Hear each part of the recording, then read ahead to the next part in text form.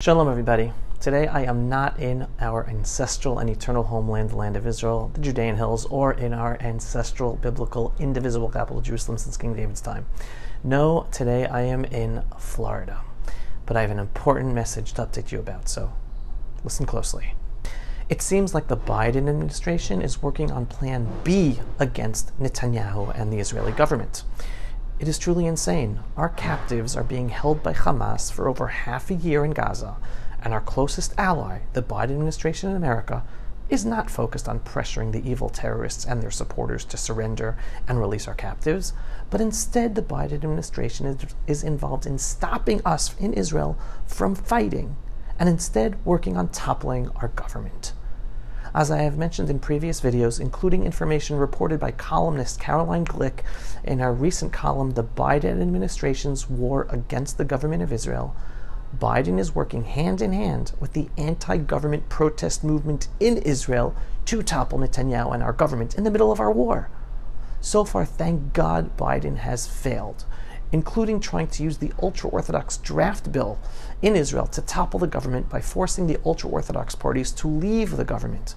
Without going into all the details, let's just say that the ultra-Orthodox parties in Israel's government did not take the bait, knowing that that issue was being abused by the Biden administration and the anti-government forces to have them topple the government to bring about new elections.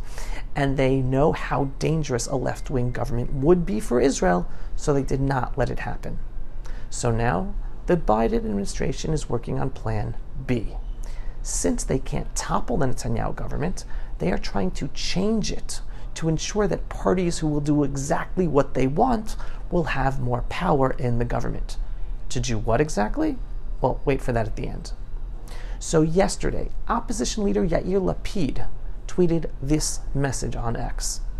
I want to remind Prime Minister Netanyahu, as opposed to Netanyahu's messianic partners, referring to the two right-wing coalition parties led by Bezalel Smotrich and Itamar Ben-Gvir, that Yesh Atid is ready to provide a full safety net for a hostage deal. That's Yair Lapid's party. 24 fingers is much more than Ben-Gvir and Smotrich have, referring to the number of members in his party versus the lower number of members in the parties of Smotrich and Ben-Gvir. Get what's going on here? They're looking to have him switch Smotrich and Ben-Gvir in the party, in the government. And he finishes, time to bring them home now, referring to the captives. All right, that's his tweet. Now, there are a number of problems with Lapid's tweet. First of all, in the beginning of the war, Lapid actually acted responsibly, saying that during war we must unify to fight our common enemy, and there's no time for politics.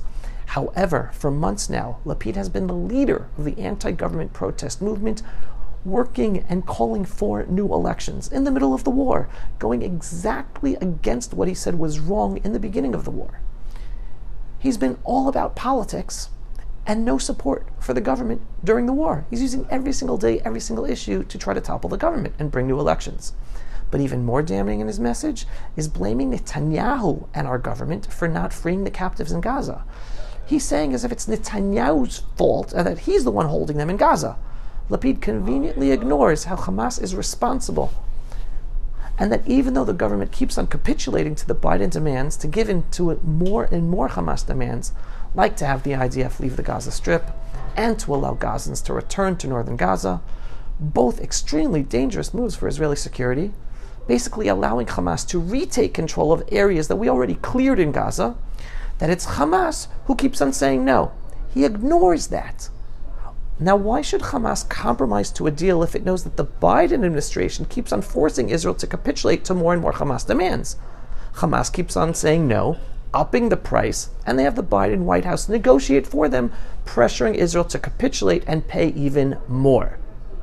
You hear that? And Lapid's ignoring that. So Lapid ignores this horrific backstabbing reality from the Biden administration and makes it seem as if it's Netanyahu's fault and Netanyahu's government's fault and his messianic partners. Now, about that term, it is a disgrace. He and other Israeli politicians and journalists are spending all their time trying to delegitimize fellow Jews and Jewish political parties, while silent about the evil enemies we are up against who are holding on to our captives in Gaza. You understand why I don't buy for a second any of the political left pushing for unity? They literally hate and delegitimize their fellow religious Jews. And yes, we believe in the Mashiach coming. but they have the goal to blame us for no unity. They're the ones behind the disunity. So going back to Lapid, he just came to Washington, D.C. to have meetings in the White House. Now, why would the White House want to meet him? Lapid does not represent the government. He represents toppling the government. Exactly. That's where the answer is. And here Lapid recently tweeted, I met today with Secretary Blinken and Jake Sullivan to discuss the importance of the strategic relationship between Israel and America at this critical time for the security of Israel and the entire Middle East. I told them both that the most urgent priority is to bring the hostages home. What, the Israeli government isn't working to bring the hostages home? Do you hear anything new here? Doesn't he know that the Biden administration is hurting our efforts in Israel to free our captives by pressuring Israel instead of pressuring Hamas? So what's the real story here about Lapid and his visit in Washington, D.C.? We understand how the Biden administration is abusing the captive deal and captive issue to topple or change Netanyahu's government. That's why they want to meet Lapid in the White House. It's not about saving the captives and strengthening Israel's relationship with America. So here's it as reported in the New York Times. The title, Israeli opposition leader calls for close ties with the United States in visit. In the wake of President Biden's recent warning to Israel to stop the killing of civilians in Gaza, Yair Lapid said the two countries need to maintain this friendship. I honestly don't know whether to laugh or cry. It's not anything about freeing our captives. His meeting in the White House, it's not even about supporting Israel to defeat Hamas. It's about stopping Israel from defending herself, working with the White House, using their literal anti-Semitic blood libel of Israel killing Gaza civilians. This makes my blood boil. Yair Lapid landed in D.C. to coordinate with the Biden administration on abusing the hostage issue and a hostage deal with Hamas to delegitimize Netanyahu's natural coalition partners on the right, force them out of the government so that he, Lapid, can then replace them in the government and together with Gantz, force Netanyahu to pursue United States government, meaning Biden administration interests. And what are those Biden administration interests?